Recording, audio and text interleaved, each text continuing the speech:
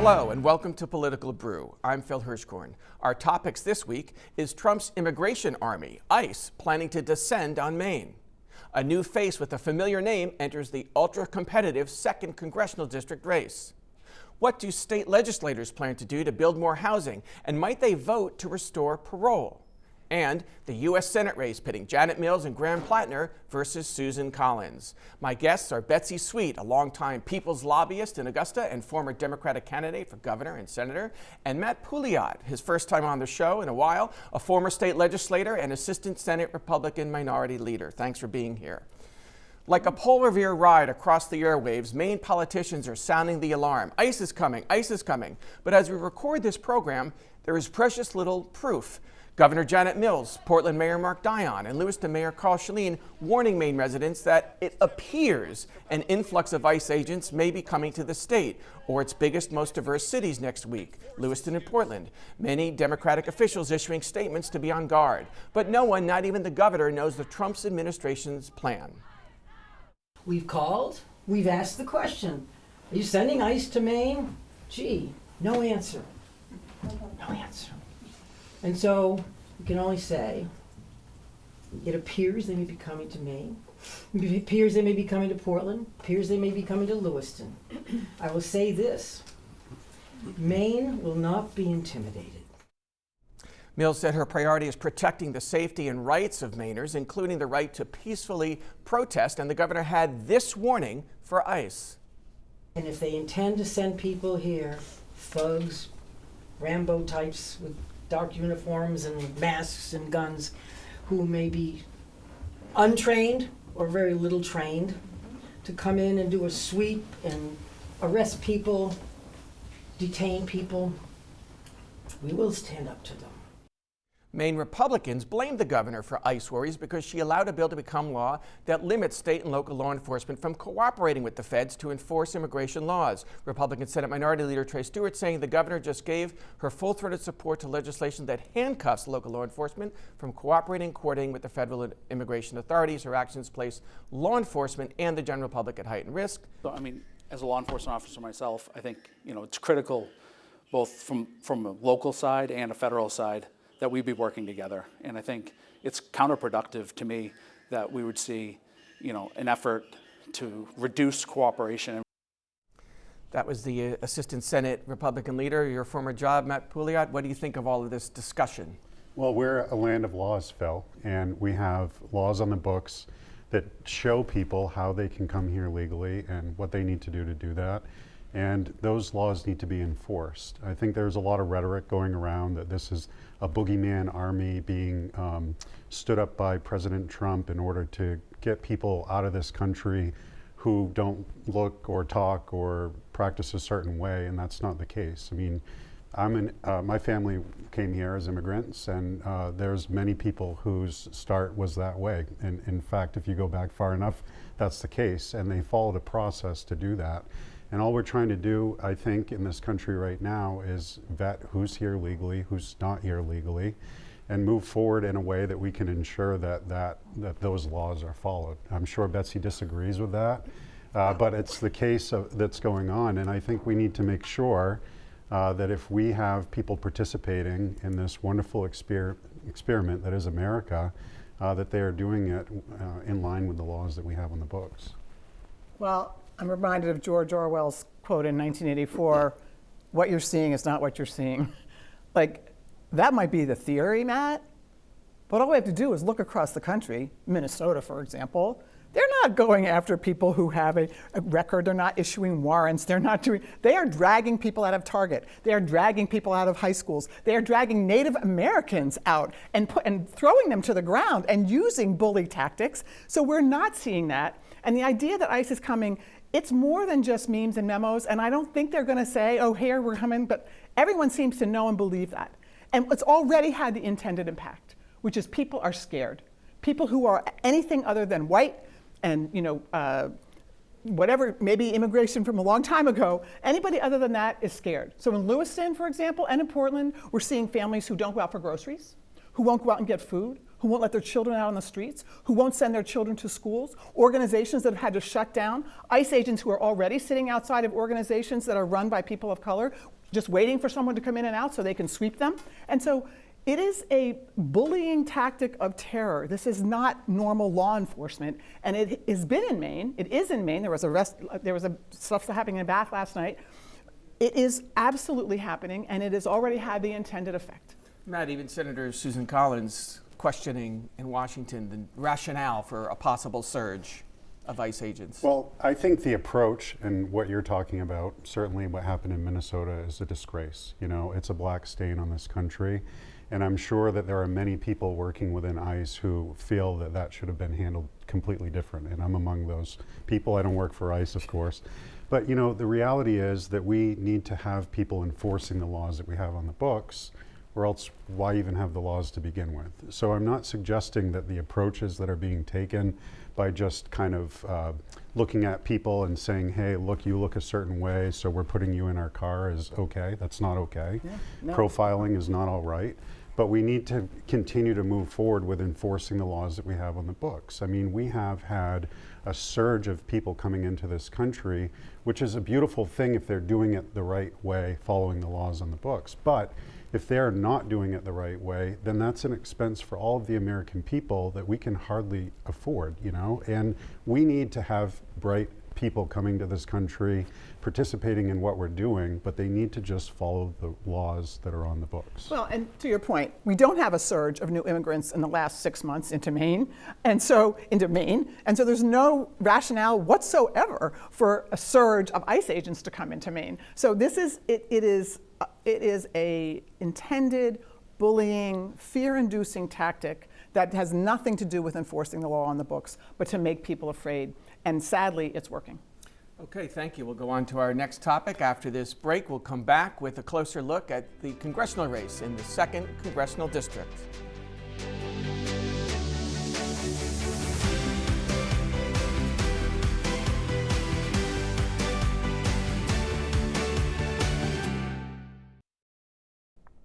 In a race getting national attention because of its rare battleground status, Maine's open U.S. House of Representatives seat in the northern 2nd Congressional District has a new candidate, hoping to replace fellow Democrat Jared Golden, who opted out of seeking a 5th term. Joe Baldacci, the 60-year-old state senator from Bangor, launched his campaign this week. He previously served 12 years on the Bangor City Council. In his announcement speech, he gave his reasons for running and called the Republican Paul LePage a puppet of Washington Republicans. Then in a follow-up interview with me, he said why he thinks he's a stronger candidate than the other Democrats who are running.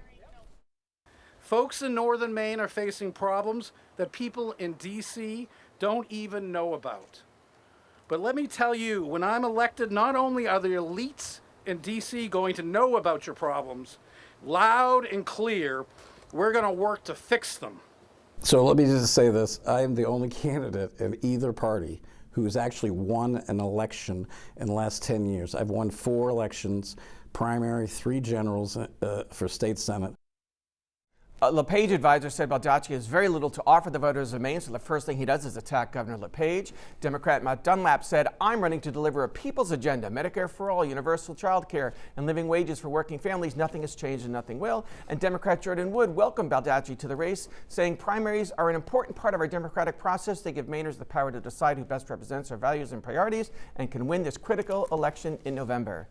Betsy, how do you assess this Democratic field? Well, I'm fascinated, actually, that, you know, and the word on the street is that this was a move by the Democratic Congressional Campaign Committee in Washington, that they're the ones who went to Baldacci. They were not satisfied with either Jordan Wood or Matt Dunlap. I don't know exactly why. Or there's another woman, Paige Loud, who has announced and hasn't made a lot of noise yet, but I'm sure she will. And who is she? She's a young woman from Orono who is going to run who has already announced she's going to run in this race. But I don't know. Anyway, I think it's fascinating and wondering, again, what the DCCC thinks. And I also think it's really important to note that there are now, 4 or 5 legacy candidates in this race. So we have a Pingree, we have a Bush, we have a King, we have a Baldacci. So You're including the governor's races. Yeah, and all the races, yeah. right? And I just think it's interesting that the power structures in D.C., Democratic and Republican, To me, that's looking at what they think is familiar and what they think is, safe, and I would say is what is looking backwards. And I think that people in Maine, people across this country, are not really happy at looking backwards. They want to look forward. So I don't know. I mean, I'm just curious how this is going to play out. I mean, I don't think he's, in terms of positions, I don't think there's a vast amount of positions. So I think Baldacci is a little bit different than Matt Dunlap, and we don't know we just know what Jordan Wood says. But anyway, I think it's fascinating, and I think and I actually say I also agree. Good big primaries are good. Matt, you worked with Senator Baldacci, and you may favor Paul LePage. Some would say he's the establishment candidate, for better and worse. How do you assess what's going on? Well, there's a primary on the Republican side as well with James Clark. Paul LePage obviously has tremendous name ID and quite a solid base that's not likely to move away from him. It'll be interesting to see if there's any impact on that primary race with this candidate. But at the end of the day, Maine, I think, really is in a spot right now where we need to move forward with having representation in DC that offers us some balance. We haven't had a lot of balance in this state for a while, and it's important to have people on both sides of the aisle to have really good political discourse. I'm hopeful that in CD2 there is a change. Jared, I think, did a great job. I was unfortunate to see him get done. Even as a Democrat, I felt he was more open-minded, moderate, Democrat that didn't always toe the party line. And when you read his sentiments, many of those are similar to the reasons why I got done in the legislature. Mm-hmm. I was in the legislature for 12 years, and the last 4 years was quite monotonous, with having just straight Democrat control across the chamber and with the chief executive, to the point where legislators would come in, vote in favor of the budget, essentially use political maneuvering to shut down the process, and then enter into a session where we really could get very little done because the lion's share of the money had been spent. So it's important. Maine for a long time has been kind of known as like a purple state, and I feel recently maybe trending more toward blue, not terribly representative really of what all people in Maine really truly are. And we'll see coming out of this which way it goes in CD2, but as you know, generally favors Republicans. I think Jared had the right mix to turn that around at the right time, but it'll be interesting to see what happens there. I think it's fascinating actually to see what LePage's attraction is going to be. He has aligned himself like this with Trump, and by June, and certainly by November, who knows? I mean, certainly Trump's numbers right now are not looking good, not favorable to anybody who wants to align themselves with Trump, even in CD2. And so I think that it's going to be very, very interesting to see how that plays out. I think people are tired of people who come across as bullies, or not just come across, but are bullies. I think people are tired, again, of old politics, and I think people are looking for a new way and some vision. And I think we need to look to our candidates now for what will be next after this, what I consider a horrible period we're going through. What is the vision for what's next? And that's sorely lacking on the Republican side. A lot of open seats in this Congress, at least 10% of the House representatives are leaving. And the balance of power is really at stake. I mean, as we speak during this recording, the Republicans have only 218 seats, the bare minimum to hold their majority. What do you think about that? Yeah, I mean, this is nothing new, right? The pendulum continues to swing. It's a part of a bigger discussion in this country about how polarizing things have become. People get angry at this party, then it's that party's fault, and then that party's in charge, then it's that part. It just keeps going back and forth, right? And I think it's likely that the House of Representatives does change in this next cycle, which may be a good thing for this country to keep things in checks and balance. Those who are Republicans out there hearing me say that might not be really enthusiastic about it. But I think at the end of the day, it's important that we have real true collaboration and dialogue. And that's only possible a lot of times when you have divided government, back to what I said earlier. Thank you. You can watch my full interview with Joe Baldacci on our News Center Maine Plus app and streaming channel. We're going to take another quick break, and when we come back, we'll head to Augusta to check in on what's going on with the state legislature.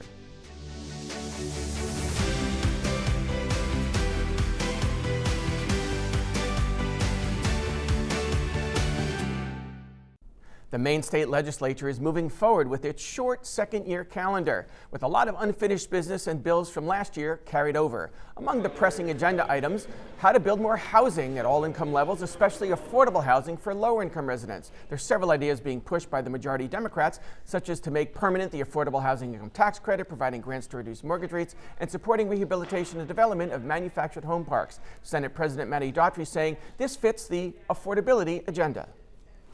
You can't have any one single item change the course of Maine's economy. That's why I'm proud of the portfolio of bills that we have, because they address that it's not just one thing. It's not just housing, it's not just groceries, it's not just childcare. If we actually want to make Maine continue to not survive but thrive, we need all of these bills to be able to move forward. Maybe so, but let's start with housing. You have some expertise on that, Matt. Some of your bills have become law before. Yeah, I mean, I own a real estate brokerage, Pouliot Real Estate. We've helped hundreds of people buy and sell homes, and really I'm at the front lines of this every day. It's a crisis, Phil, and we have not only limited to Maine, but nationally, some 4 to 5 million homes short, about 80,000 homes short here in the state. And the reality is we cannot meet our growth objectives economically without a place for people to live. And you're starting to see a number of employers come to the table. Bath Iron Works building an 84-unit complex in Bath right now in order for people that work there to have a place to stay. It's not a novel concept. Rumford at one time had 450 residents in the late 1800s, and by 1910 over 6,000, because when they came and built the mill, they also built the housing for it. And so, but backing up to like, what do we do when employers aren't involved? We need to have a landscape in order to add inventory and provide the housing that's necessary for people to live. And there's a lot around affordability. Affordability, yes, but what I really think we need to focus on is attainability. It's not really, what's affordable is kind of, based on someone's situation, right? But we have low incomes in Maine. Maine's income has raised about 40% in the last 10 years, but the prices of homes 187%.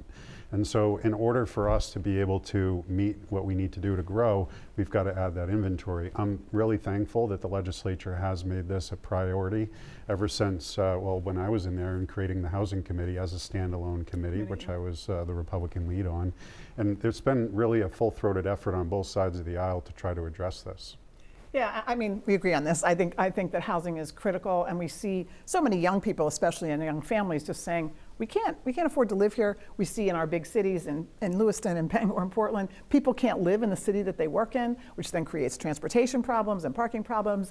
So it's a huge issue, and I think we have to look at a couple of things. We have to look at shovels in the ground, new affordable, new housing stock. We have to look at repairing very old house. We have the oldest housing stock in the nation, and all the problems that come with that, including lead and other things. And then we have, I really think that the mobile home parks is sort of the last naturally occurring affordable housing we have, and that is being taken over by big corporations out of state. Our mom and pop trailer parks and mobile home parks are being priced out, they're being bought, and then people who had an affordable housing lot now can't afford it. So I think there's multi-prongs to look at this, and it's so interesting to think about what is the lever, what's the checks and balances on that cost rising that's just been astronomical. Well, we need to legalize housing. I mean, the United States has some 500,000 different zoning districts. Maine has over 475 different municipalities, all with their own different rules. Right. And if you are an enterprising individual that wants to build, let's say, a 4-unit building, and the local government says thou cannot do more than 2 units here, you're stuck. You cannot make progress, right? And so a lot of the work that's been done is to try to really keep local control respected, while also looking at how do we add more inventory by reducing these regulations that occur at the local level that essentially make housing illegal. And that is something that is underway in this state right now. There's been a lot of bills, LD 2003, which make it allowable to put an accessory dwelling unit in your home. So let's say you've got, an in-law that wants to come live with you, and you want to add a little apartment in the back. Before you couldn't do that, now you can. These are all incremental things, but We have among the oldest trade workers in the United States. You know, with our aging population comes a lot of plumbers and electricians and carpenters that are getting out. And we also need to be focused on the pipeline of training people to do this work. And guess who a lot of those new trainees are? Absolutely. New Americans who are being threatened by 100%. ICE, just to go back to where we were. You know what though, Betsy, you know, we had a wonderful young man, Ahmed, who worked for us as an intern at Pouliot Real Estate, and he bought his first home at 19 years old. He's a refugee from the Middle East who came here and went through a legal process and bought his home at 19 for him and his family. And you should check in and see how he's feeling right now. Yeah, I have. Yeah. And he's like, look, I want people to follow the rules. Well, everybody does, but I just want to know how it feels on a daily basis for his wife and his kid to walk outside on the street. It's just.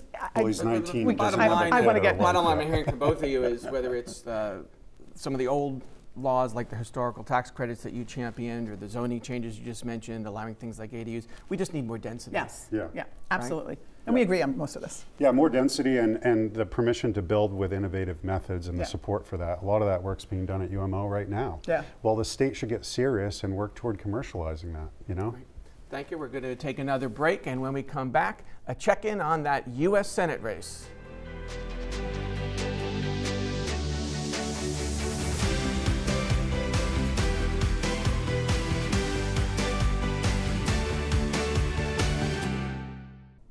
Turning to our ultra-competitive U.S. Senate race, Janet Mills has begun a new phase of her campaign dubbed Candid Conversations. Smaller gatherings like this house party in Portland, where we heard Mills ratcheting up her rhetoric on incumbent Republican Susan Collins, saying she's voted with Trump 94% of the time in the past year, confirming bad cabinet picks like Health Secretary Robert Kennedy, she said, and advancing Trump's big, beautiful budget bill without those extensions for Enhanced Affordable Care Act premium subsidies. I'm the only one in the primary who's actually stood up to Donald Trump, to his face.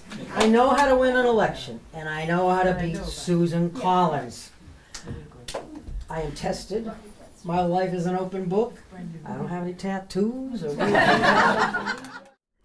Speaking of tattoos, Graham Plattner is on a 2-week campaign hiatus in Europe with his wife Amy. They revealed in an online video that they're pursuing pregnancy through IVF treatment in Norway because it's cheaper there. The expense of this in the United States is astronomical. $25,000 for a first attempt, just to try here in New England. We tried going through the VA first. We realized that they weren't going to cover it. And for her part, Senator Collins has been busy in Washington, wielding her Appropriations Committee gavel for the full Senate to pass 3 more big annual spending bills funding the Departments of Commerce, Interior, and Justice, and more. That brings to 6 of the 12 appropriations bills Congress is supposed to pass every year. Collins touting her brand of compromise and attention to detail. This package did not come together overnight. It is the result of months of work, of bipartisan and bicameral negotiations, and last week passed the House by an overwhelming vote. Well, Betsy, I know you're a Plattner supporter, but what do you make of Mills getting a little more fiery and the overall state of the race? I think she doesn't have any choice but to get a little more fiery and candid conversations in small places, which is, great. We love conversation, against town halls that draw 1,000 to 1,200 people. It's just really what's going to be, what do people want? And I think when we look at Collins, I think it's, what is going to beat Senator Susan Collins? And I think, she's getting fiery too and more vocal about what she's trying to do in appropriations. And it's hard against this backdrop, which is she has said in the last race and has maintained, that she has such an important, powerful position in appropriations, and obviously that is. But Congress itself, people are perceiving, is less and less powerful as the president goes off and does things without Congress, without congressional approval, whether it's having a war or doing financial things. So even within Congress itself is less powerful. And I think people are going to see more of that, and that's going to play out, which is going to affect this race. Again, I think it's a question of looking backward or looking forward, and people are looking backward and say, oh, that is broken and is not serving me, and are going to want to look forward. Matt? Sure. There cannot be a budget passed without Congress. And the fact of the matter is that Senator Collins is a wonderful champion for the state of Maine and has been for many, many years. And I found this to be the case during my service too, based on who was the chief executive and who wasn't. You know, you'd have members of the legislature, or in her case as a member of Congress, showing up dutifully, never missing a vote, doing the job that people elected her to do, being tied to somebody else that was elected for a different position as though they are one and the same. And this is not a new thing. This has always been done in politics. Like, that person's pretty good and this person's viewed as not good, so let's tie them to them. It happens on both sides of the aisle. The reality is Senator Collins has delivered for decades for the state of Maine, and I have no doubt that she will come forward next fall as the victor. It's going to be a hard-fought and very expensive race. But I'm curious, Betsy, why are you supporting Plattner and not Mills? I mean, Mills has the track record of an executive getting elected in the state of Maine, and Plattner has no elected experience except for, I think, harbor master on the ocean. And selectman. But you know, I think I want to go back to the Collins thing you said first. So she has delivered some things for Maine, and I give her credit for that. She didn't deliver on the Supreme Court. She didn't deliver on Robert Kennedy. She didn't deliver on a lot of the appointments that are affecting people's lives, women's lives especially in Maine. She did not deliver with those after promising that she would. So I think that it's not a clear record that she always delivers for Maine. She has done some, and I give her credit for that, but I just want to say that's not a clean record, and there's a lot of places, the 94% of time, that she supports Trump. And if you think Trump has been good for Maine, great. If you think Trump is not great for Maine, then that's not great. So I think, you know, and to me, again, to answer the Plattner question, it's what I said before. I'm looking for vision. I'm looking for something for what's going to happen after this. And I don't think that in an electoral race we have two relatively moderate women, you know, one is a Democrat and one's a Republican. I don't see that Maine voters trade this moderate Republican for this moderate Democrat, who both are, you know, someone said to me the other day, and I thought it was a funny analogy. It's like, yeah, I'm hiring an office assistant, and they have 40 years experience on an electric typewriter. You know, that's not what we're looking for. So I think, anyway. I think it's interesting, though, that you say that she didn't deliver on Kennedy, because I'm assuming of your views of being, you know, pro-abortion and Kennedy being pro-life, but that doesn't mean that she didn't deliver. I mean, there's a few other things, vaccines and position. epidemics and child vaccines, not just abortion. What about that tightrope that Susan Collins has to walk? I mean, the 94%, 95%, I checked with the Mills campaign, that comes from Congressional Quarterly, CQ Yes. Vote Watch. So they're pretty reliable. But she also famously does split with Trump, even just recently on, say, the Venezuela War Powers Resolution. How does she balance that and still appeal to Maine Republicans and Maine voters generally? Yeah, I mean, Susan Collins is a conservative legislator. I mean, she does have times where she moves in a different direction when necessary, and she thinks for herself. You know, she's not getting phone calls from Donald Trump like, hey, Susan, vote this way. Actually, he really cursed her out to try to get her to change her Venezuela vote, and she didn't. You're right, exactly. So she will not bend to his will, though it is easy to say, like, you're voting with Trump when there are policies being put forward by the chief executive that are in line with what conservatives are trying to accomplish for this country. Saying that it's for Trump only, I think, is short-sighted. It's really about the bigger picture of the policy. And I would say, and I think there are, we'll see in November, but thousands of Mainers who agree with me that votes against Trump when it doesn't matter.